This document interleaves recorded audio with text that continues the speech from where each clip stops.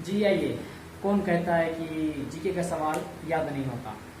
एक बार ध्यान इधर और सारा सवाल का जवाब उधर। जी आइए, मैं आज आपको पढ़ाऊंगा भारत की पर्वतमाला के बारे में।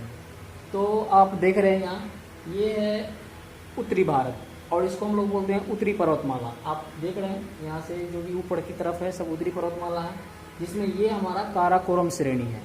और काराकोरम श्रेणी का जो सबसे ऊंची चोटी है, ये काराकोरम श्रेणी है, इसकी जो सबसे ऊंची चोटी है वो है K2 गॉडविन ऑस्टिन। ये K2 गॉडविन ऑस्टिन का जो ऊंचाई है ये 8,611 मीटर है। तो अगर आपसे ये क्वेश्चन किया जाए कि भारत की सबसे ऊंची चोटी, तो ये हमारा आंसर आएगा K2 गॉडविन ऑस्टिन। यहाँ पे एक्चुअली ये यहाँ पे इतना ठंड है कि यहाँ पे आबादी नहीं है। उसके बाद अगर आप नीचे आएंगे तो आ जाता है हमारा हिमालय। हिमालय का 3 हिस्सों में बटा होता है। एक ये जो ऊपर वाला पार्ट आप दिख रहे हैं, जो व्हाइट कलर की जो दिख रहा है, ये हमारा है ग्रेट हिमालय। बीच वाला पार्ट आपको दिख रहा है, ये मिडिल हिमालय है, और नीचे वाला जो पार्ट है ये हमारा शिवालिक है। तो ये ग्रेट हिमालय है। ग्रेट हिमालय का जो जम्मू कश्मीर में जो भाग है, और उसको हम लोग बोलते हैं नंगा पर्वत।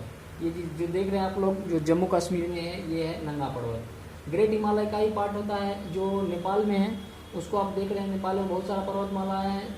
ग्रेट हिमालय का जो पार्ट है, जिसमें से आपको धौलागिरी, अगर क्वेश्चन ये किया जाए कि धौलागिरी कहाँ है स्थित है, तो वो नेपाल में। उसके बाद फिर अन्नपूर्णा, ये भी नेपाल में स्थित है।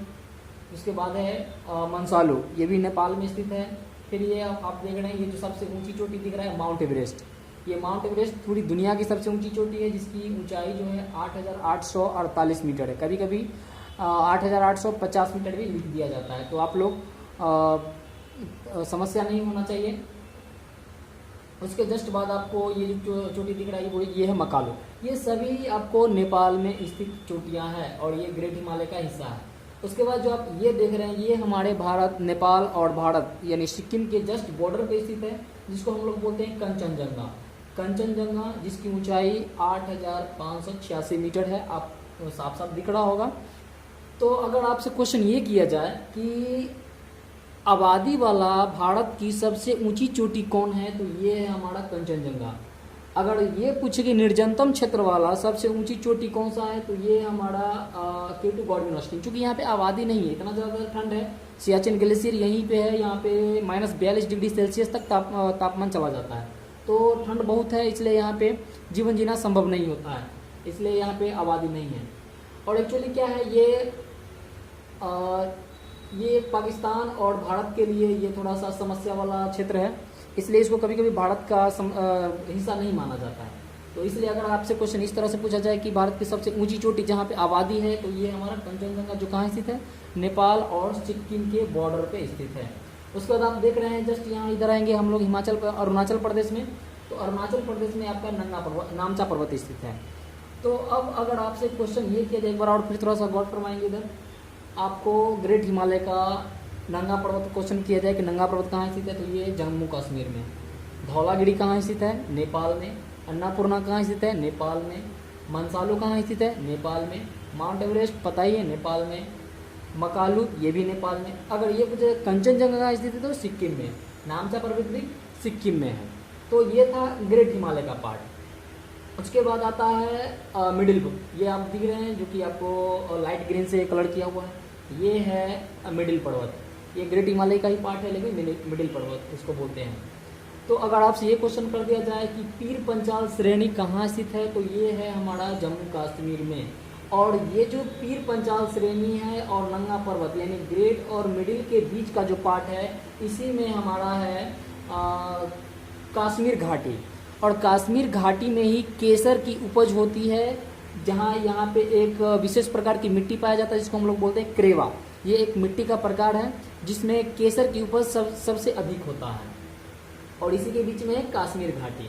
उसके बाद आप देख रहे हैं मिडिल पर्वत का ये भाग है, यहाँ पे धौलाधर पर्वत, ये है हमारा हिमाचल प्रदेश में।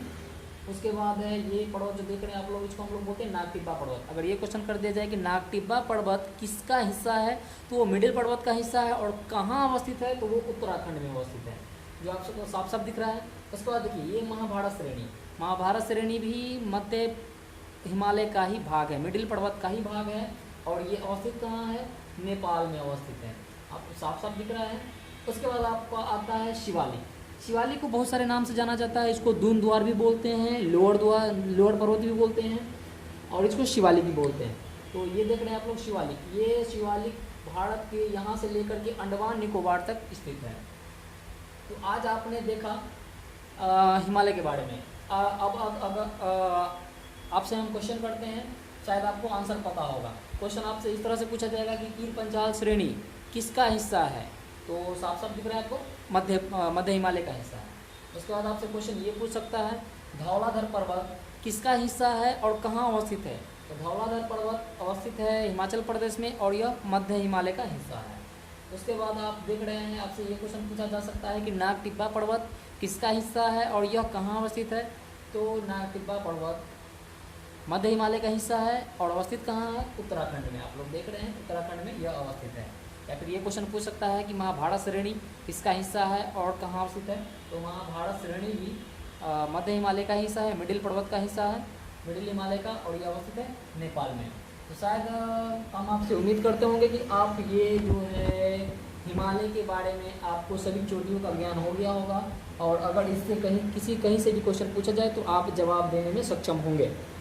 और उसके बाद हम लोग पढ़ेंगे भारत के जितने भी पर्वत है, ये आपको दिख रहा होगा, जितने भी पर्वत है, ये हो गया विंध्याचल पर्वत जो कि भारत को इस विभाजक रेखा भी इसको बोला जाता है, अरावली सबसे पुरानी पर्वत है, उसका दक्षिण भारत की पर्वत है। तो हम लोग देखेंगे इसको अगले वीडियो में।